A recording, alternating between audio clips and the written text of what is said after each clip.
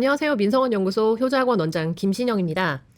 2028 대입 개편이 작년 2023년 10월 10일 날 발표가 됐었는데요. 그때 이제 저희 회사 대표님이신 민성원 소장님께서 크게 회심의 미소를 지으시면서 이제 통합사회의 시대가 왔다고 했습니다. 네, 일단 저희가 오늘부터 통통통이라는 방송을 시작하게 되었는데요. 저희 민성원 연구소 효자학원의 통합사회 대표 강사 신철민 선생님 모셨습니다. 안녕하세요. 네, 안녕하세요. 네. 효자학원 통합사회 대표 강사 신철민입니다. 오늘 그 통통통 첫 방송인데요. 네. 통통통이 혹시 어떤 의미인지 원장님 소개 부탁드려도 될까요? 네네. 2028 대입 개편의 핵심 세 가지로 요약을 할 수 있는데 일단 통합사회, 통합사회, 그 다음에 통합과학, 통합과학, 그 다음에 수학이 통합이 되었어요. 뭘로 통합이 되었냐면 확률과 통계 해서 저희가 통통통. 그래서 통합사회, 통합과학 그리고 확률과 통계에 대해서 어떻게 공부를 해야 되면 좋을지 이런 거 가이드를 주는 그런 방송을 기획했습니다. 네. 네. 그러면은 저희가 첫 시간이니까 이 통통통 중에서 가장 중요하다고 볼 수 있는 네. 2028 대입 개편의 골자죠. 네. 통합사회부터 알아보는 시간을 가질 텐데요. 네. 어떤 과목이든 마찬가지로 네. 끝을 먼저 알면은 네. 그 뒤에 여러분들이 겪게 되는 과정들이 굉장히 편해지시는 경험을 많이 갖고 계실 거예요. 그럼요. 그래서 통합사회의 끝을 먼저 보고 네. 그리고 어떻게 준비를 시작해야 되는지 그런 부분들을 살펴보는 시간을 갖도록 하겠습니다. 네. 자, 그러면은 슬라이드 한번 넘겨보시면 네, 제목 한번 알려주세요. 네, 통합사회 끝을 알고 가는 길. 저 이거 제목을 보고 와 정말 센스가 대단하시다 이런 생각을 했는데 그 감사합니다. 메이즈 있잖아요. 미로찾기. 네. 미로찾기를 할 때 그러니까 좀 영특한 아이들은 바로 시작을 어떻게 하냐면 시작 전부터 이렇게 올라가고 그다음에 좀 어려워지는 갈림길이 나오면 끝에서 다시 와요. 와, 그러면은 처음과 끝을 보면은 중간은 알아서 메꿔지잖아요. 통합사회도 지금 그렇게 접근을 하면 되는데 끝을 알고 가는 길 어떻게 하면 좋을지 네 신철미 선생님께 한번 들어보도록 하겠습니다. 네, 자세히 살펴보겠습니다. 네. 수능에서 통합사회가 어떻게 나올지에 대해서는 사실은 예측만 가능하잖아요. 네네. 실제로 뭐 수능 통합사회 해서 이렇게 문제가 있는 게 아니니까요. 네네. 그래서 그 뚜껑은 2028년 까봐야 알게 될 텐데 네. 그런데 우리가 예상은 할 수 있습니다. 음흠. 현재 실제로 출제되고 있는 문제들을 보고 그리고 수능 사탐에도 이 주요 과목들이 들어가 있잖아요. 이미 사탐 각 과목으로 들어가 있으니까 주요 과목들의 킬러 문제의 경향성을 우리가 살펴보면은 2028을 대비해서 우리가 뭘 해야 되는지를 명확하게 볼 수가 있다는 것입니다. 네. 그래서 그 내용들을 지금부터 살펴보겠습니다. 지금 어머니들께서 하고 계시는 좀 오해에 대해서 제가 좀 설명을 좀 드리면 일단 통합사회라는 그 과목 자체가 고1 과목이기 때문에 고1 과목이 수능에 나오기 때문에 그렇게 어렵지 않을 것이다 하는 첫 번째 착각. 네. 그 다음에 두 번째 착각이 사회 과목이다 보니까 네. 그러면은 고1 때 배우는 거고 그럼 중등사회랑 그닥 그렇게 달라지지 않을 것이다. 그 깊이 와이스도 그렇고 그 다음에 넓이 와이스도 그렇고 그래서 그 넓이와 깊이가 뭐 넓으면 얼마나 넓고 깊으면 또 얼마나 그 깊겠느냐 이렇게 생각하시는 분들이 많아요. 네. 그거에 대한 착각들도 오늘 좀 고쳐주시면 좋을 것 같아요. 네, 조금씩 네. 알아가 보는 시간을 갖도록 하겠습니다. 네. 일단 제가 끝을 알고 간다 말씀을 드렸으니 네. 같이 한번 끝을 살펴보는 시간을 가질 텐데요. 자 그럼 끝은 어디서부터 시작해야 되나요? 자, 내신 킬러 문제부터 보겠습니다. 아 내신 킬러요. 자 네. 이거 어디 내신이에요? 일단은 제가 경남 3구에서 기출되었던 문제들을 아. 다 가져왔거든요. 매운맛을 가져오셨네요. 예, 매운맛 중에서 내신에서 킬러로 나올 만한 그리고 꼭 나오는 문제들 위주로 제가 선별을 했고요. 네. 그리고 요 내신 문제를 몇 문제를 보고 그 다음에 수능 문제를 살펴보도록 하겠습니다. 네.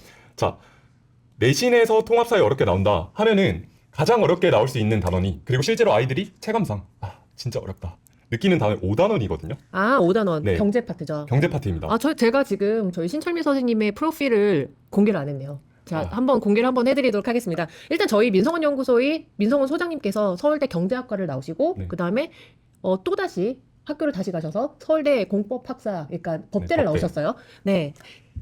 신철미 선생님은 서울대 자유전공학부에 가셔서 두 개의 학위를 떼는데 뭐였죠? 네, 경제학이랑 수학을 전공을 했습니다. 네, 그래서 지금 소장님과 함께 그 경제학이라는 세계관을 공유하고 있고요. 맞습니다. 네, 그래서 저희 그 통합사회 경제 파트뿐만 아니라 통합사회의 모든 그 책을 집필을 하고 있습니다. 네. 네, 자세한 통합사회 다음 시간에 소개를 드리겠지만 네네네. 요 굉장히 친절하고 네.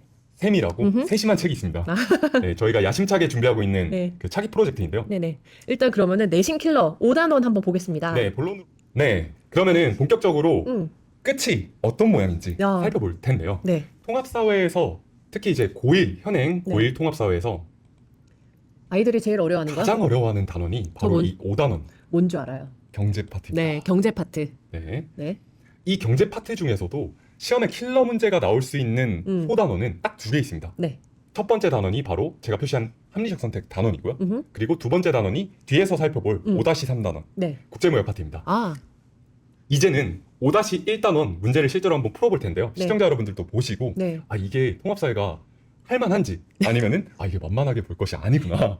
이게 저희가 맨날 경제 파트가 어렵다, 법 파트가 어렵다 이렇게 말씀만 드렸지 어머니들이 직접 문제를 보신 적은 없을 거잖아요. 그래서 자 이렇게 배경 지식이 없는 상태에서 문제를 한번 읽어보고 그다음에 이게 정말 한 번에 풀릴 문제인지 아닌지 어느 정도의 트레이닝이 필요한 것인지 한번 가늠해 보도록 해볼게요. 네, 그 시간에 바로 가져보도록 하겠습니다. 네, 문제 한번 보시죠. 자, 일단 25번이라고 해서 나온 문제 같은 경우에는 네. 지금 A 케이스 그리고 B 케이스 두 가지 케이스가 소개가 돼 있고요. 네. A 케이스 같은 경우에는 연봉 5천만 원을 조건으로 한 입사 이런 선택지 그리고 로스쿨에 합격해서 로스쿨에서 공부하는 두 번째 선택지 오. 이게 소개가 돼 있는 거예요. 첫 네, 번째 행복한 고민 중이네요.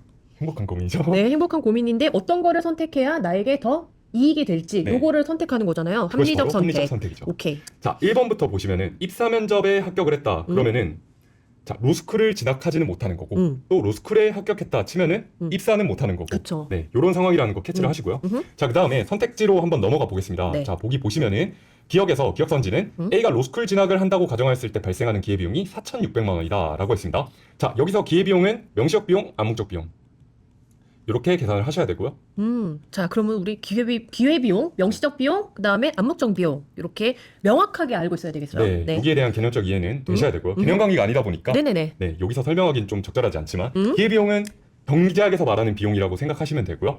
어떤 선택을 했을 때 수반되는 제반적인 비용이다. 모든 비용이다. 이렇게 보시면 좋을 것 같아요. 자, 이 비용이 명시적 비용과 암묵적 비용으로 구성이 되고 자, 로스쿨 진학을 하면은 입사를 못하게 돼서 거기서 우리가 포기해야 되는 것들을 따져보면 되겠습니다. 네. 그리고 로스쿨에 진학을 하게 되면은 A에 나와 있지만 등록금 4천만 원, 기타 비용 600만 원이 소요된다고 했으니까 네. 또 요 비용도 감안을 해야 되겠죠. 그래서 이거를 조금 체계적으로 분류를 해보면 네. 자, 로스쿨을 갔기 때문에 직접적으로 발생하는 회계적인 비용 그거를 4,600만 원으로 계산을 할 수가 있겠어요. 그쵸. 이게 바로 명시적 비용이고요. 그리고 이 암묵적 비용 같은 경우에는 로스쿨을 진학을 했기 때문에 입사를 못해서 거기서 벌어들일 수 있는 돈 혹은 만족감 5천만 원.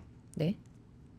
암묵적 비용. 네, 이렇게 보시면 됩니다. 그래서 토탈리 9,600만 원이 기회비용이다. 와. 이렇게 정리를 하시면 되겠고요. 그래서 기억 선지는 틀렸다. 이런 결론을 내릴 수가 있겠네요. 네. 자, 니은으로 넘어가시면 A가 로스쿨 진학을 했을 때 회사에서 받을 수 있었던 연봉은 매몰 비용에 해당한다라고 했는데 우리 방금 상황을 살펴보셨으면 느끼셨겠지만 네. 이 회사에서 받을 수 있었던 연봉 5천만 원은요. 로스쿨 진학을 했기 때문에 회사를 선택을 못해서 네. 발생한 비용입니다. 매몰 비용이 아니에요. 그쵸. 암묵적 비용입니다. 음흠. 자, 여러분들이 매몰 비용이라는 거는 마치 엎질러진 물이다라는 거를 이해하고 있는 상황이라면은 니은 선제 헷갈리지 않겠죠? 네. 자, 여기까지 해서 니은 보시고요. 아, 그러면은 네. 이게 또 그냥 일반적인 대중들이 생각했을 때는 기회비용을 내가 포기한 값으로만 생각하시는 분들이 많아요. 그러면은 로스쿨을 진학했을 때 회사에서 받을 수 있었던 연봉이 기회비용이다라고 적혀 있었어도 그것도 틀린 선지겠네요. 기회비용이라고 하면은 그렇죠. 그쵸, 암묵적 비용만 얘기를 한 거니까 예, 요거는 암묵적 비용이다라고 네. 해야지 맞는 선지가 되는 거죠. 맞습니다. 기회비용이라고 하면은 명시적 비용까지 포괄하는 개념이기 때문이죠. 개념이니까. 오케이. 좋습니다. 디귿으로 넘어가시면 B가 결부가 돼 있으니까 B 상황도 한번 보시겠습니다. 네.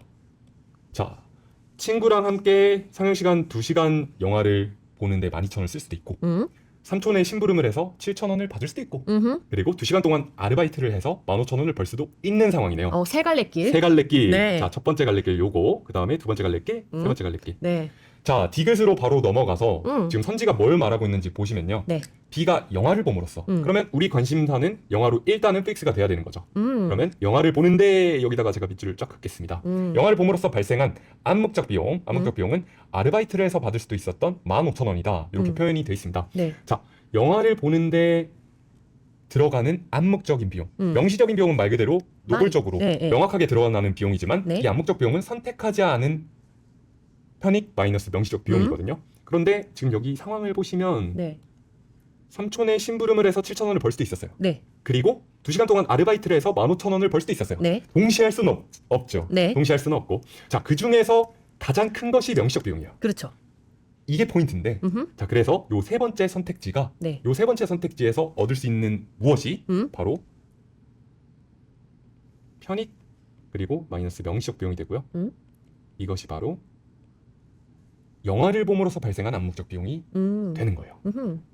자, 여러분들 조금 헷갈리실 수도 있는데 여기 아르바이트를 해서 15,000원 버는데 요 15,000원 벌 수 있는 게 이 아르바이트 입장에서 편익이고요. 네. 명시적 비용은 없는 거예요. 여기는 명시가 안 돼 있잖아요. 네. 알바하는데 뭐 얼마가 들었다 이런 내용은 없으니까 이건 영원이어서 요 암묵적 비용이 15,000원인 거지. 만약에 알바를 하는데 2,000원이 들었다. 그러면은 요 암묵적 비용이 15,000원이 아니라 13,000원이 되게 되는 거죠. 이런 개념이라고 보시면 되겠습니다. 오케이. 자, 제가 이걸 설명을 했기 때문에 리을은 조금 더 쉽게 갈 수 있을 것 같아요. 네. 자, B의 선택으로 인해 친구와 함께 영화를 본 만족감이 27,000원보다 크다면 B의 선택은 합리적이다. 자, 합리적 선택을 할 때는 순편익 계산을 하셔야 되는데 순편익이라는 건 다름이 아니라 선택지의 편익 마이너스 기회비용입니다. 자, 순편익 계산을 한 다음에 요게 0보다 큰지를 따져 보셔야 돼요. 편익 마이너스 명시적 비용이. 네네. 아, 기회비용이. 자, 그러면은 B를 선택한다. 자, 그래서 영화를 본다 했을 때 12,000원은 무조건 지출을 하게 되죠. 그렇죠. 그리고 디귿을 우리가 봤기 때문에 암묵적 비용이 어떻게 되는지는 알 수가 있어요. 15,000원. 요거 때문에 살짝 헷갈리실 수도 있을 것 같은데 여기 지금 엑스페어 쳐놔가지고 13,000원. 그렇죠. 자, 요 15,000원 이게 바로 암묵적 비용이 됩니다. 네. 그러면 토털리 기회비용은 27,000원이 되는 것이고요. 요 순편익이 양수가 되려면 그렇죠. 편익이 기회비용보다 커야 되는데 기회비용이 27,000원이니까 편익이 27,000원보다 크면 합리적 선택이 선택이다. 되는 것이죠. 그래서 B의 선택은 27,000원보다 만족감이 크면 합리적입니다. 자, 리을이 맞는 선지가 되겠습니다. 디귿 리을. 그래서 답은 정답은 3번이 3번. 되겠어요. 네. 아, 요렇게. 그래서 로직을 하나하나, 그러니까 개념이 정확하게 들어가 있어야 되고, 그걸 하나하나 이제 문장을 보면서 선지를 따져나갈 수 있는 그런 능력이 수반되어야 되겠네요. 네, 맞습니다.